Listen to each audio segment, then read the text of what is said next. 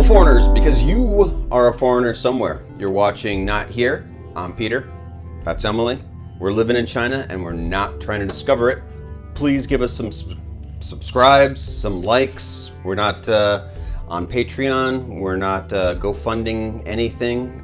We don't need your hobo dollars, but we need your subscriptions. Emily, we're talking about uncertainty today. Family, hit me. Yeah, so tomorrow in my timeline, for your timeline reference, that's February 10th. We don't know where you are. We don't know when you are. The kids were supposed to go back to school February 10th. And obviously they are not, which that's part of, among the many unknowns. Part on the extreme side is the world going to continue to exist tomorrow? But a little less extreme is, am I going to have a job? And I got the news over the weekend that yes, the school is not opening its doors yet, but we the teachers are still going to be making little videos for the kids and keeping them engaged. I will be getting some sort of paycheck, so that's actually very important. China's not going to ask me to leave. The school's not going to close its doors. So that was actually, when I got that news, it was a big deal, because there was the idea of, in my head, of like, okay, we've mastered our fear of getting sick. We've mastered our fear of societal collapse. We still have peanut butter. But I don't know when the call's gonna come in to say, like, here's what you're gonna do with your life, and if it will even, ever come in. But it did, and so that was like a big relief to like. Yeah, we know one of the benefits of being here in this city for so long is that you've got a cachet with a lot of people. People want you to teach their children. Yeah. People come up to you on the streets asking you to teach their children.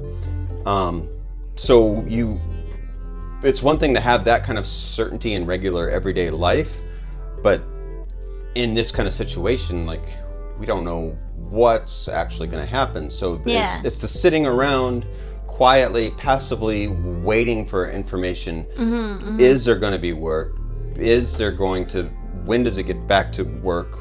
Is there going to be some kind of pay while you're at home? Working from home. Yeah. As the situation turns out. Because that was why I was kind of resistant to leave China at all. And that made sense for us because we didn't feel like we were in a danger zone. We didn't feel like we were risking our lives to stay here. And it felt to me that by leaving the country, that was a big hurdle in the way. That was a big extra hurdle in the way of like getting back to our normal life, which is me working at that school. I personally, if we had gone home, like I see lots of other people that have gone home, and they want to come back. Like this is their life, and they're back in their home country. And I know I'd feel more sick, a different kind of sick, by being there and just thinking like, can I get back to my life? It's a different kind of quarantine than what we're going through, and I don't envy that at all. Because now that it's gone, I can recognize there was a almost existential dread to what's going to happen. And that's what kind of made it hard for me. I won't speak for you, but I was having trouble focusing during, after the immediate crisis we had mastered within ourselves. Then there was this kind of unfocus I was dealing with every day of like, what am I even doing with my life? And, our main goal is to make these videos and make other videos and bigger videos.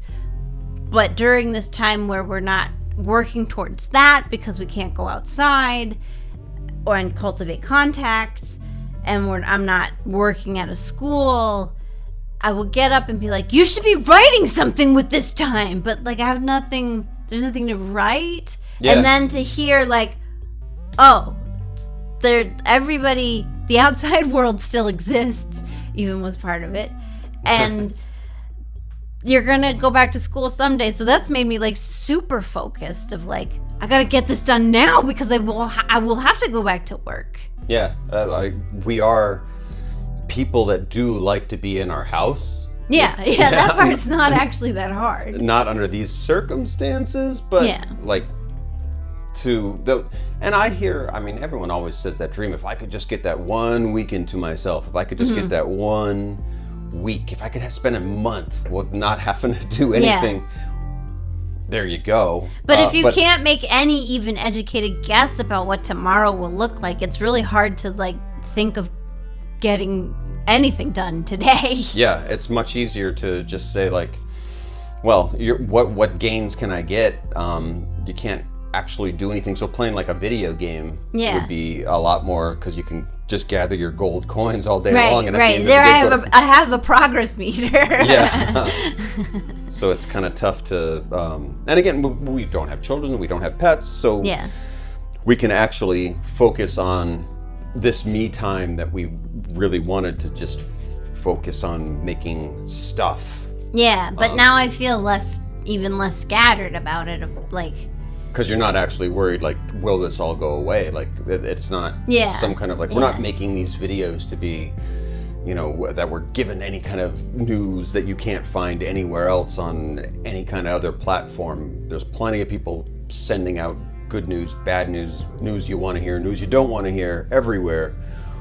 We're just doing it because we make videos anyways, and we're sitting around and we got to do something to keep ourselves sane. Yeah, and I don't think it was an accident that after I got the news in that, you know, school's not coming back, but we're doing work from home. We teachers are making videos for the children, and the guess right now, and this could have no truth or they could all be right. The parents think school's going to start maybe in March or maybe April, which is a ridiculously wide window. And also, why are the parents choosing when we're going back to school?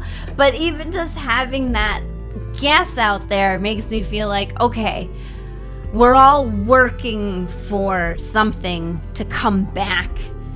And then with that at ease in my mind, I started having creative ideas again and started writing stuff down, writing stories again. Because that was the other thing too, like we have our character, Mr. No, but it didn't feel in good taste to write Mr. No reacts to coronavirus. And also, like, I just don't want to talk about the coronavirus through him as a character. So that was like... It's not even so much worried about upsetting people or because ruffling feathers or upset people. We're not looking to ruffle any feathers, or we're not looking. It's just I don't even artistically that just wasn't interesting. It's not interesting, and that's what art is supposed to be. So if I'm not interested in fuddling around with like sarcastic characters that are in our imaginations, like, there's no reason to foist them on you. And there's no reason to make a video just to make a video. Right. We're beyond that. So we're better than that. I'm stuck. It's also, it's what everyone, as we are all sitting here thinking about how do we get back to life, that actually is the positive part, that people are, numbers are looking better today, I guess. Depending on who you're going to believe. The numbers, new rates of infection seem to be on the decrease. We're in some kind of tipping point and that makes us think, well, what next? Once the mentality gets out of like, it's nothing but downhill, everything is free for all, chickens in the street and wearing death hats and blah blah blah, then we can actually start thinking like, well, what are the kids doing? The kids are at their laptops right now, taking classes that you're sending them. Well, my students don't have their own laptops. They're 4. Well, they're watching their parents' phones. But yeah, they're.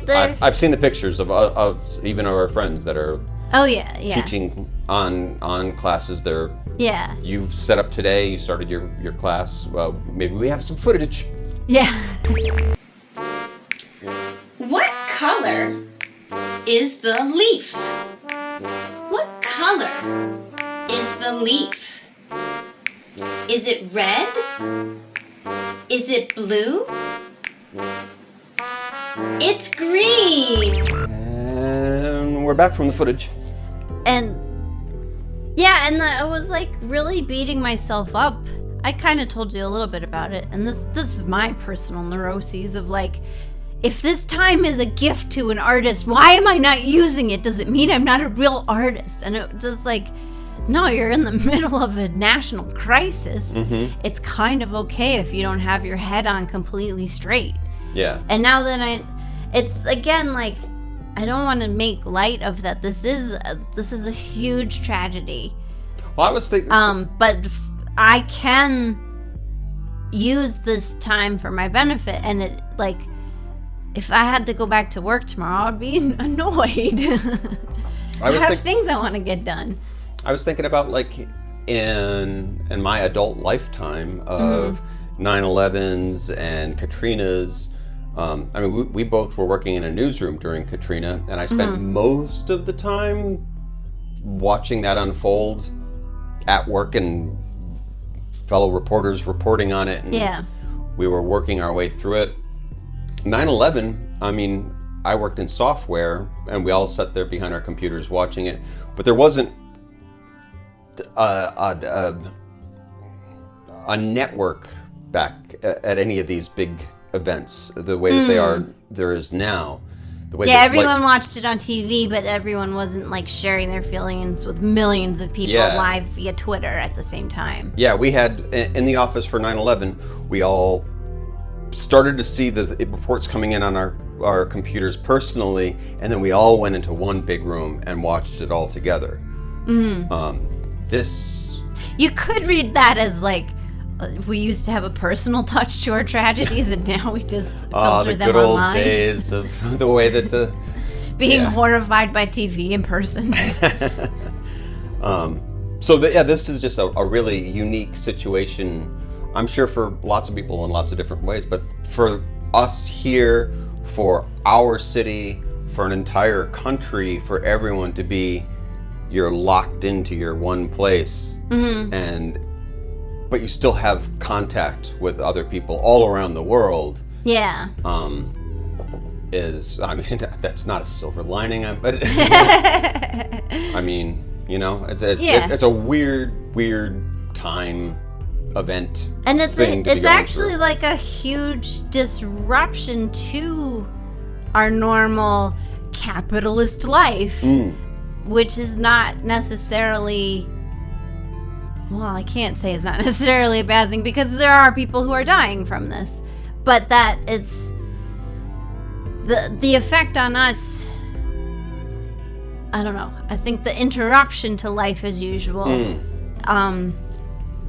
When we're like in a small city like that we're in, that is only a few decades out of being like, I mean, we just saw in the time that we've been here, malls building up, international stores coming into fruition, and that's how people have gone to sitting at coffee shops at the mall is a pretty new thing just in the last couple of years here. To have that all of a sudden taken away is kind of a weird thing to have witnessed. I mean, existential is the word. Yeah. I did spend a few days laying on the floor.